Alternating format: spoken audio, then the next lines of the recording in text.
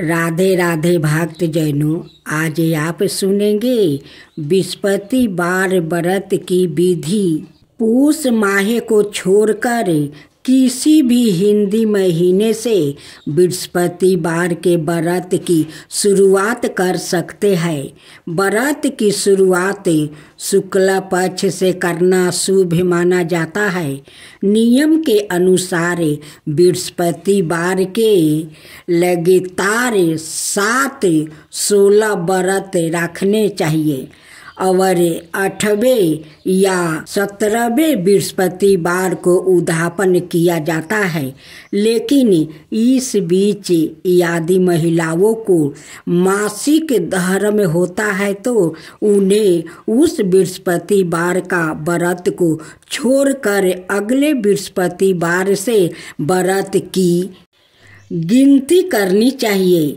गुरुवार की पूजा विधि विधान के अनुसार की जानी चाहिए। व्रत वाले दिन सुबह उठकर बृहस्पति देव का पूजन करना चाहिए।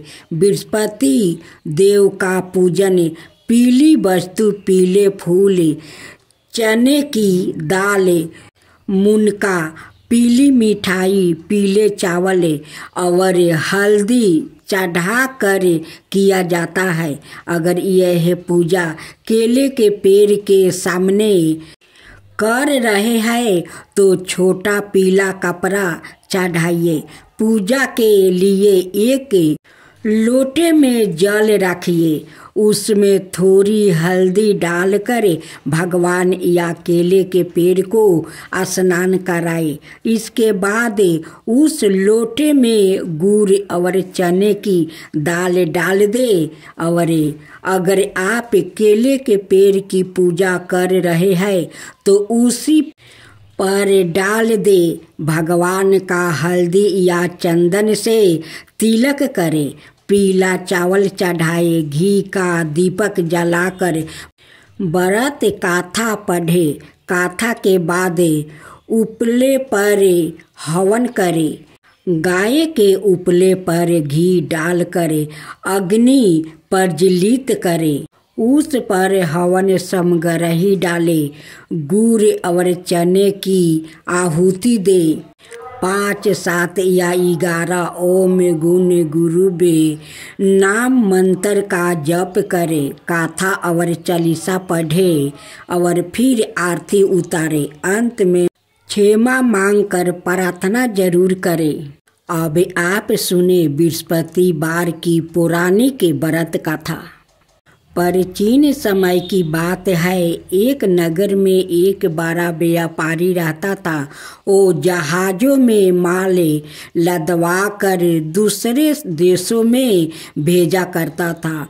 वो जिस प्रकार अधिक धन कमाता था उसी प्रकार जी खोलकर दान भी करता था। परंतु उसकी पत्नी अत्यंत कंजूस थी। वो किसी को एक डमरी भी नहीं देने देती थी। एक बार सेठ जब दूसरे देश से व्यापार करने गया तो पीछे से बृहस्पति देव ने साधु भेष में उसकी पत्नी से भिक्षा मांगने आए। व्यापारी की पत्नी बृहस्पति देव से बोली, हे साधु महाराज, मैं इस दान और पुण्य से तंग आ गई हूँ। आप कोई ऐसा उपाय बताइए जिससे मेरा सारा धन नष्ट हो जाए और मैं आराम से रह सकूं। मैं यह धन लुटाता हुआ नहीं देख सकती। बृहस्पति देव जी ने कहा, हे देवी, तुम बड़ी विचित्र हो। संतान और धन से कोई दुखी भला होता है। अगर अधिक धन है तो इसे शुभ कार्य में लगाओ, कुंवारी कन्याओं का विवाह करवाओ, विद्यालय और बाग बगीचा का निर्माण करवाओ। ऐसे पुण्य कार्य करने से तुम्हारा लोक परलोक सतर्क हो सकता है। परंतु साधु की इन बातों से व्यापारी की पत्नी को खुशी नहीं हुई। उसने कहा, मुझे ऐसे धन की आवश्यकता नहीं है जिससे मैं दान दूं। तब बृहस्पति देव बोले, यदि तुम्हारी ऐसी इच्छा है तो तुम एक उपाय करना। 7 बृहस्पतिवार घर को गोबर से लिपना, अपने केशों को पीली मिट्टी से धोना, केशों को धोते समय स्नान करना, व्यापारी से हजामत बनाने को कहना, भोजन में मांस मदिरा खाना, कपड़े अपने घर धोना। ऐसे करने से तुम्हारा सारा धन नष्ट हो जाएगा। इतना कहकर बृहस्पति देव अंतर्ध्यान हो गए। व्यापारी की पत्नी ने बृहस्पति देव के कहे अनुसार 7 बृहस्पतिवार वैसा ही करने का निश्चय किया। केवल 3 बृहस्पतिवार बीते थे कि उसी समस्त धन संपत्ति नष्ट हो गई और वो परलोक सिधार गई। जब व्यापारी वापस आया तो उसने देखा कि उसका सब कुछ नष्ट हो चुका है। उस व्यापारी ने अपनी पुत्री को संताना दिया और दूसरे नगर में जाकर बस गया। वहाँ वो जंगल से लकड़ी काट कर लाता और शहर में बेचता। इस तरह वो अपना जीवन व्यतीत करने लगा। एक दिन उसकी पुत्री ने दही खाने की इच्छा प्रकट की, लेकिन व्यापारी के पास दही खरीदने के पैसा नहीं था। वो अपना पुत्री को आश्वासन देकर जंगल में लकड़ी काटने चला गया। वहाँ एक वृक्ष के नीचे बैठा अपनी पूर्व दशा पर विचार करके रोने लगा। उस दिन बृहस्पतिवार था। तभी वहाँ बृहस्पति देव साधु के रूप में सेठ के पास आया और बोले, हे मनुष्य, तू इस जंगल में किस चिंता में बैठा है? तब व्यापारी बोला, हे महाराज, आप सब कुछ जानते हैं। इतना कहकर व्यापारी अपनी कहानी सुना कर रो पड़ा। बृहस्पति देव बोले, देखो बेटा, तुम्हारी पत्नी ने बृहस्पति देव का अपमान किया था, इसी कारण तुम्हारा यह हालत हुआ है। लेकिन अब तुम किसी प्रकार की चिंता मत करो। तुम गुरुवार के दिन बृहस्पति देव का पाठ करो। 2 पैसे के चाने और गुड़ को लेकर जल के लोटे में शक्कर डालकर वो अमृत और प्रसाद बनाए। अपने परिवार के सदस्यों और कथा सुनने वालों में बांट दो। सवाए भी प्रसाद और चनामृत लो। भगवान तुम्हारा अवश्य कल्याण करेंगे। साधु की बात सुनकर व्यापारी बोला, महाराज, मुझे तो इतना भी नहीं बचता कि मैं अपनी पुत्री को दही लाकर दे सकूं। इस पर साधु जी बोले, तुम लकड़ियाँ शहर में बेचने जाना। तुम्हें लकड़ियों के दाम पहले से चौगुने मिलेंगे, जिससे तुम्हारा सारा कार्य सिद्ध हो जाएगा। उसने लकड़ियाँ काटी और शहर में बेचने के लिए चल पड़ा। उसकी लकड़ियाँ अच्छे दाम में बिक गया, जिससे उसने अपनी पुत्री के लिए दही लिया और गुरुवार की कथा हेतु चाना गुड़ लेकर कथा की और प्रसाद बांट कर सवाए भी खाया। उसी दिन से उसकी सभी कठिनाइयाँ दूर होने लगी। परंतु अगले बृहस्पतिवार को वो कथा करवाना भूल गया। अगले दिन वहाँ के राजा ने एक बड़े यज्ञ का आयोजन किया। पूरे नगर के लोगों के लिए भोजन का आयोजन किया। राजा की आज्ञा अनुसार पूरा नगर राजा के महल में भोजन करने गया, लेकिन व्यापारी उसकी पुत्री तनिक विलंब से पहुंची। अंत उन दोनों को राजा ने महल में ले जाकर भोजन करवाया। जब वो दोनों लौट कर आया तब रानी ने देखा कि उसकी खूंटी पर टांगा हार गायब है। रानी को व्यापारी और उसकी पुत्री पर संदेह हुआ कि उसका हार उन दोनों ने ही चुराया है। राजा की आज्ञा से उन दोनों को कारावास की कोठरी में कैद कर दिया गया। कैद में पड़कर दोनों अत्यंत दुखी हुआ। वहाँ उन्होंने विस्पति देवता का स्मरण किया। विस्पति देव ने प्रकट होकर व्यापारी को उसकी भूल का अभ्यास करवाया और उन्हें सलाह दी कि गुरुवार के दिन कैद खाने के दरवाजे पर तुम्हें 2 पैसा मिलेंगे। उनसे तुम चने और मुनका मंगा कर विधि पूर्वक विस्पति देवता का पूजन करना। तुम्हारे सब दुख दूर हो जाएंगे। बृहस्पतिवार को कैद खाने के द्वार पर उन्हें 2 पैसा मिला। बाहर सड़क पर एक स्त्री जा रही थी। व्यापारी ने उसे बुलाकर गुड़ और चने लाने को कहा। इस पर वो स्त्री बोली, मैं अपनी बहू के लिए गहने लेने जा रही हूँ, मेरे पास समय नहीं है। इतना कहकर वो चली गई। थोड़ी देर बाद वहाँ से एक और स्त्री निकली। व्यापारी ने उसे बुलाकर कहा कि हे बहन, मुझे बृहस्पतिवार की कथा करानी है, तुम मुझे 2 पैसे का गुड़ चना ला दो। बृहस्पति देव का नाम सुनकर वो स्त्री बोली, भाई, मैं तुम्हें अभी गुड़ चना लाकर देती हूँ। मेरा एकलौता पुत्र मर गया है, मैं उसके लिए कफन लेने जा रही थी, लेकिन मैं पहले तुम्हारा काम करूँगी, उसके बाद अपने पुत्र के लिए कफन लाऊंगी। वो स्त्री बाजार से व्यापारी के लिए गुड़ चना ले आई और सवाए भी बृहस्पति देव की कथा सुनी।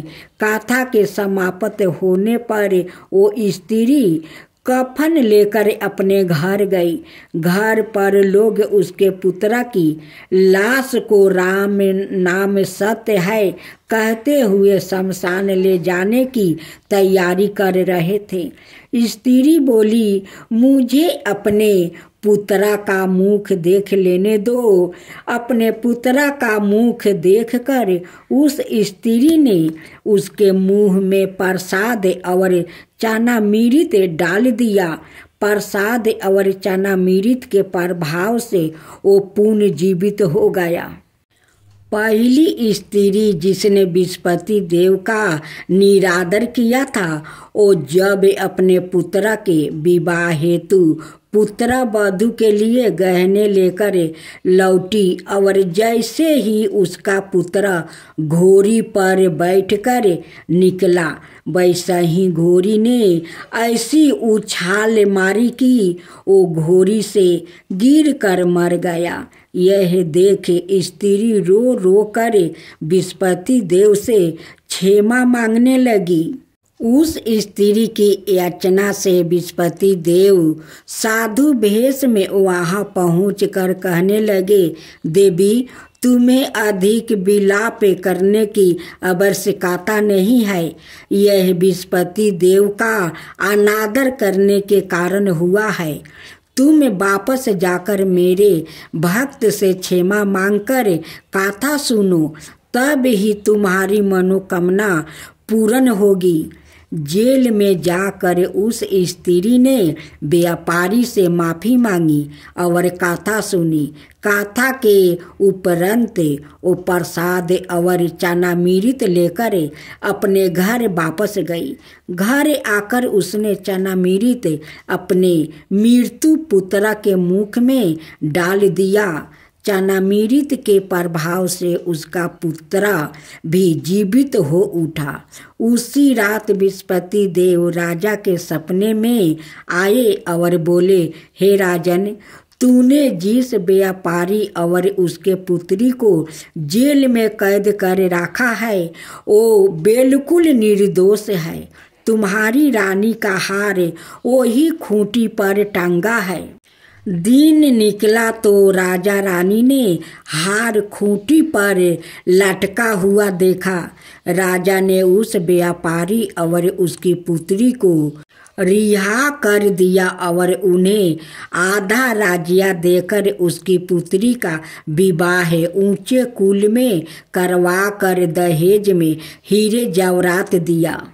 हे बृहस्पति देव, जैसे आप उस साहूकार को व्यापारी पर कृपा किया वैसा ही सब अपने भक्तों पर कीजिए। सभी भक्तों पर कीजिए जो आपका कथा कहे, जो सुने, जो हुंकार भरे। अड़ोस पड़ोस सभी पर कृपा करना, सारे भक्त पर कृपा करना। हे बृहस्पति देव, बृहस्पति देव की जय हो, बृहस्पति देव की जय हो। ओम जय बृहस्पति देवा, ओम जय बृहस्पति देवा, जय बृहस्पति देवा। छिनी छिनी भोग लगाऊं केंदली फल मेवा। ओम जय बृहस्पति देवा, तुम पुराण परमात्मा, तुम्हें अंतर्यामी। जगत पिता जगदीश्वर, तुम सबके स्वामी। ओम जय बृहस्पति देवा, ओम जय बृहस्पति देवा। चरनामृत निज निर्मल सबे पतख हरता। कलश मनोरथ दायक कृपा करो भक्तो। ओम जय बृहस्पति देवा, ओम जय बृहस्पति देवा। तन मन धन अर्पण कर जो जन शरण परे। प्रभु पर कट तब हो करे आकर दुआरे खरे। ओम जय बृहस्पति देवा, ओम जय बृहस्पति देवा। दीन दयाल दया निधि, भक्तन की हितकारी। पापी दोष सब हरता, भाव बंधन हारी। ओम जय बृहस्पति देवा, पापी दोष सब हरता, भाव बंधन हारी। ओम जय बृहस्पति देवा, सकल मनोरथ दायक सब संशय तारो। विषय विकार मिटावो, संतन सुखकारी। ओम जय बृहस्पति देवा, ओम जय बृहस्पति देवा। जो कोई आरती तेरी प्रेम सहित गावे। श्रेष्ठी नंद बंदी सो सो निरिचय पावे। ओम जय बृहस्पति देवा, श्रेष्ठ नंद बंदी सो सो निरिचय पावे। ओम जय बृहस्पति देवा, ओम जय बृहस्पति देवा। आप सुनेंगे एक ब्राह्मण की पुत्र और उनकी पत्नी की कहानी। खूब सुंदर दुख भरी कहानी है। किसी गांव में एक ब्राह्मण और ब्राह्मणी रहा करते थे। उनकी एक ही पुत्र था। उनकी पुत्र के नाम चंदर था। ब्राह्मण और ब्राह्मणी अपना पुत्र से बहुत प्यार करती थी और दोनों एक दिन सोच रहे थे कि चंदर तो अब 12 हो गया है, उसकी शादी करवा देना चाहिए। उनकी शादी करवा देने से घर में पत्नी आ जाएगी और मेरी बहू आ जाएगी तो थोड़ा मेरा आराम मिल जाएगा।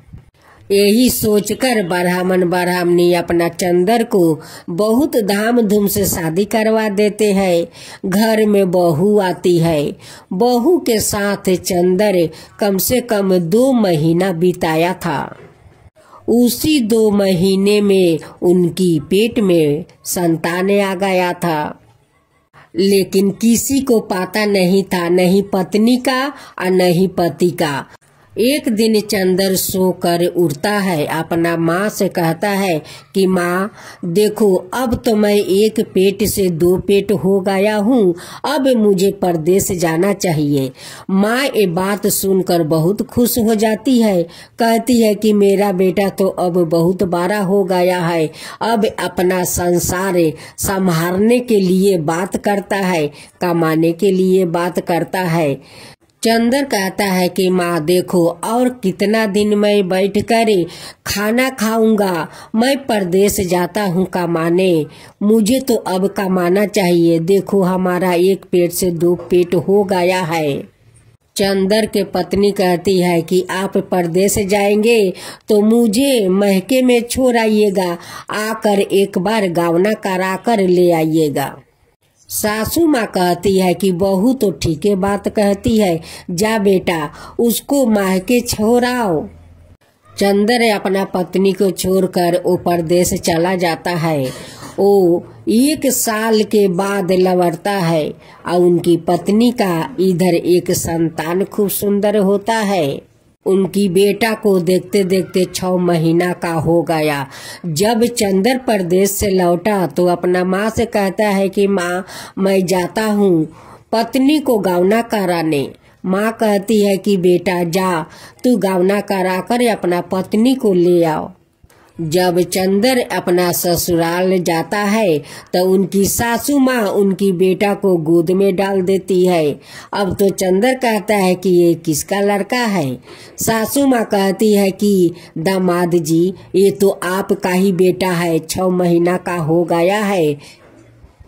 अब तो चंदर भड़क जाता है, कहता है कि सासू माँ 2 महीना में कैसे मेरे पत्नी का पेट में संतान आ गया, ये हमारा संतान नहीं है, ये लगता है मेरे जाने के बाद कोई और के साथ रंग रलिया मनाई है, उसकी ये संतान है, ये मेरा संतान नहीं है। उनकी पत्नी रो रो कर कहती है कि नहीं स्वामी ये आपका संतान है, और 2 महीना के अंदर में मेरा पेट में आ गया था, और मुझे भी पता नहीं था कि मैं आपको बताऊं। 2 महीना में मैं कैसे बता सकती हूँ। जब मैं महके में आई तब मैं समझा कि मैं माँ बन चुकी हूँ। ये देखिए आपका बेटा 6 महीना का हो गया है, ये आपका ही बेटा है। मैं तो किसी दूसरा मर्द को और देखती नहीं हूँ, तो उसकी साथ मैं कैसे रंग रलिया मना सकती हूँ, ये आपका ही बेटा है। चंदर अपना बेटा को घर लेकर आता है और पत्नी को कहता है कि ये नाजायज बच्चा को मैं अपना घर में नहीं रखूंगी, क्योंकि कलंक मेरा लग जाएगा, इसे मैं गंगा में बहा देता हूँ। चंदर को माँ कहती है कि बहू झूठ नहीं बोल रही है, चंदर ये तेरा ही तो संतान है। कहता है कि नहीं माँ ये झूठ बोल रही है। चंदन उस बच्चा को हाथ में टांग लेता है और गंगा बहाने के लिए चल देते हैं। आगे आगे चंदन जाता है या पीछे से उनकी पत्नी रोते हुए जाती है, कहती है कि स्वामी ये आपका ही बच्चा है, ये दूसरा कोई और का नहीं है, ये आपका ही संतान है, इसे गंगा में मत बहाइए स्वामी, गंगा में मत बहाइए। उसी रास्ते से विनायक गणेश जी अपना लव और शुभ के साथ वो कहीं जा रहे थे। वो देखते हैं कि उस औरत बिलख बिलख कर रो रही है और इस आदमी तो बच्चा को गंगा में फेंकने के लिए जा रहा है। गणेश जी कहते हैं, ठहर मूर्ख, तेरी पत्नी रो रो कर कह रही है कि ये आपका ही संतान है, फिर भी तेरा अपना पत्नी पर विश्वास नहीं है। चंदर कहते हैं कि नहीं भगवान, ये मेरा संतान हो नहीं सकता है। मैं तो शादी करके परदेश चला गया तो मेरा संतान कैसे होगा? मैं घर पर रहता तभी तो संतान होगा। विनायक गणेश भगवान कहते हैं कि नहीं रे मूर्ख, एक दिन में संतान आ जाता है और वो तो 2 महीना तू अपना पत्नी के साथ बिताया है। चंदन तो अब गणेश भगवान को बात नहीं सुन रहे हैं। वो चलने लगा। गणेश भगवान उसे अभिशाप देते हैं कि अगर बच्चा को गंगा फेंकने जाता है तो तू यही पर फेंकने से पहले तू सील बन जा। अब तो चंदन वही पर सील बनकर खड़ा रहा। उनकी पत्नी कहती है कि प्रभु, मेरे पति कितना दिन तक सील बनकर रहेगा? ये जैसा भी है ये मेरा पति है प्रभु, इसे सील से मनुष्य बना दीजिए। गणेश जी कहते हैं कि मैं शराप दे दिया है, शराप आपस नहीं लिया जाता है। 1 साल के बाद जब कोई भगवान इस जंगल से गुजरेंगे और वो इसे लात मारेंगे तभी अपना ये रूप में आएगा। कह कर गणेश भगवान चले गए। चंदर के पत्नी अपना बेटा को लेकर घर आ गई। चंदर के पत्नी मिलने के लिए रोज उस जंगल में जाती है और उस पत्थर से मिलती है। जब बहू घर आती है तो सासू माँ पूछती है कि चंदर कहाँ है? कहती है कि वो तो सील बन गया है। रास्ते में गणेश भगवान भेटाए थे। वो बहुत समझाए लेकिन आपका बेटा नहीं समझे। वो जिद करके मेरे बेटे को गंगा फेंकने जा रहा था। गणेश भगवान का गुस्सा आ गया और उन्हें शराप दे दिया कि तू 1 साल तक सील बनकर यहीं पर खड़ा रहेगा। जब कोई 1 साल के बाद भगवान आएंगे और तुझे लात मारेंगे तभी तू सील से मुक्ति होगा और तू मनुष्य बन जाएगा। चंदर का पत्नी 1 साल तक उस जंगल में उस अपना सील पति से रोज मिलने जाती थी। उनकी मन नहीं मानता था। उनका मन में तो कोई छल कपट नहीं था और नहीं किसी मर्द के ऊपर वो देखती थी। लेकिन चंदर को तो अपना क्रोध के कारण सील बनना पड़ा। एक दिन उसी रास्ता से गणेश अपना दोनों पत्नी के साथ गंगा या स्नान करने जा रहे थे।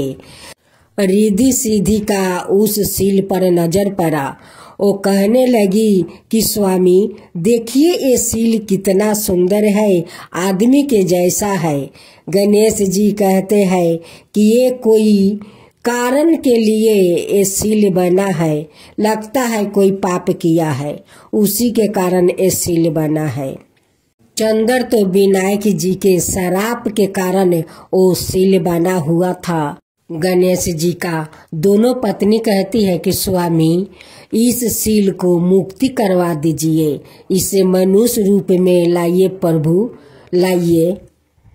गणेश भगवान ने उस सील का 3 बार परिक्रमा किया और करने के बाद ऐसे पैर मारा कि चंदर अपना मुक्ति पा गया, वो मनुष्य रूप में आ गया। उसी समय उनकी पत्नी अपना पति को देखने उस जंगल में जा रही थी।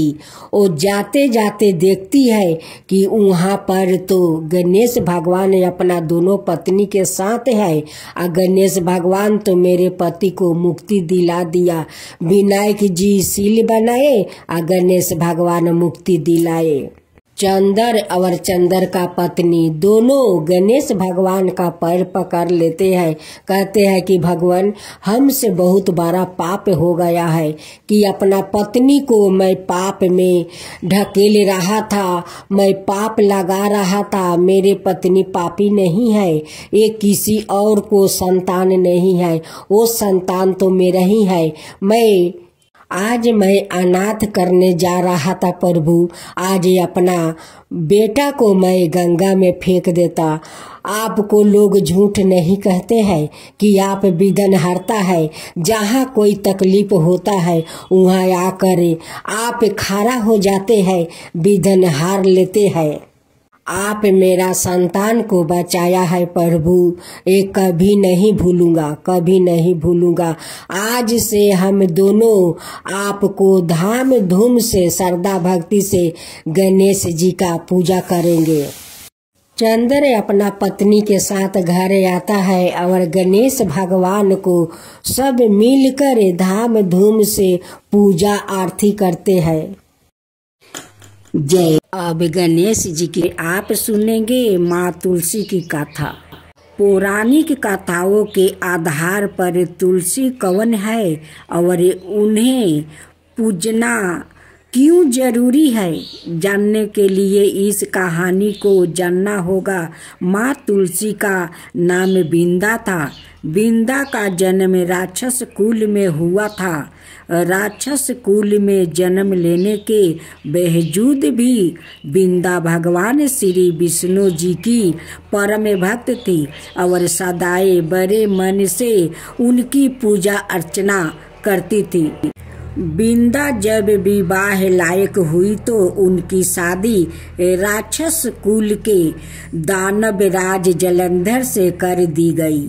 यह कहा जाता है कि जलंधर ने समुंदर से जन्म लिया था। विवाह के बाद बिंदा बड़ी ही पतिव्रता से अपने पति की सेवा किया करती थी। जब देवताओं और दानवों में युद्ध छिड़ा, युद्ध पर जाते हुए बिंदा ने अपने पति जलंधर से कहा कि स्वामी, आप तो युद्ध पर जा रहे हैं, लेकिन जब तक आप जीत हासिल करे वापस नहीं आ जाते तब तक मैं आपके लिए पूजा करती रहूंगी और अपना संकल्प नहीं छोड़ूंगी। जलंधर तो युद्ध में चले गए और बिंदा व्रत का संकल्प लेकर पूजा में बैठ गई।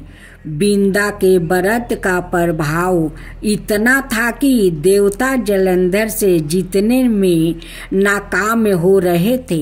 जब देवता हारने लगा तो सभी ने भगवान विष्णु से प्रार्थना की कि किसी भी तरह वो देवताओं को युद्ध जीतने में मदद करे। भगवान विष्णु बड़े ही असमंजस स्थिति में थे। वो सोच रहे थे कि बिंदा को कैसे रोका जाए, जबकि वो उनकी परम भक्त थी।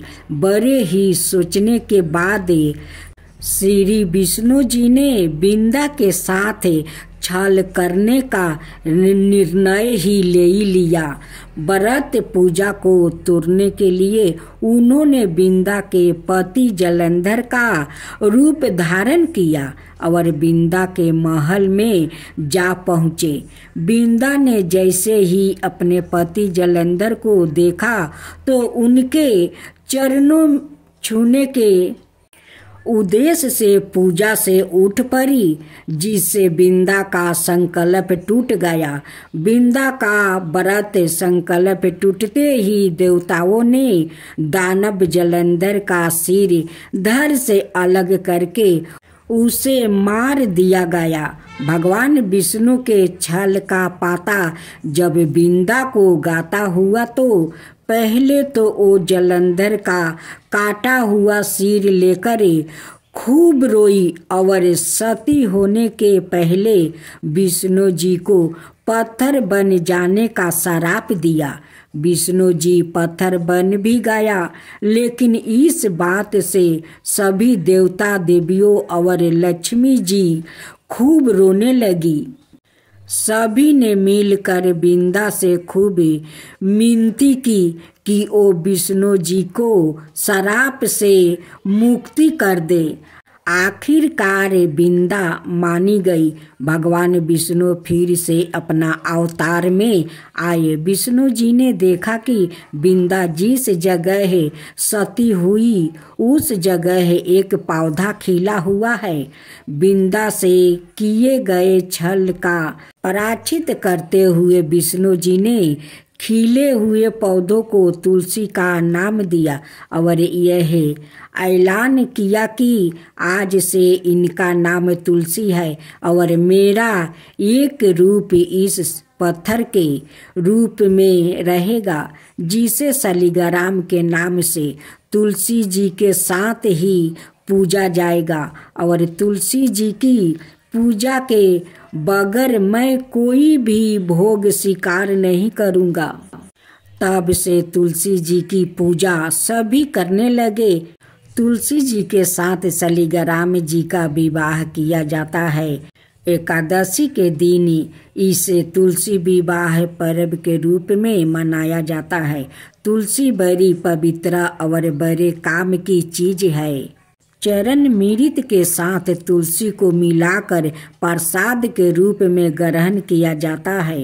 हिंदू धर्म में सभी अपने दरवाजे यह आंगन में तुलसी का पौधा लगाते हैं। शरीर के कई विरोगों के लिए भी यह फायदेमंद है। जो पवित्र है हमारे लिए समर्पित है उसे हम माँ कहते हैं, इसलिए उन्हें माँ तुलसी कहते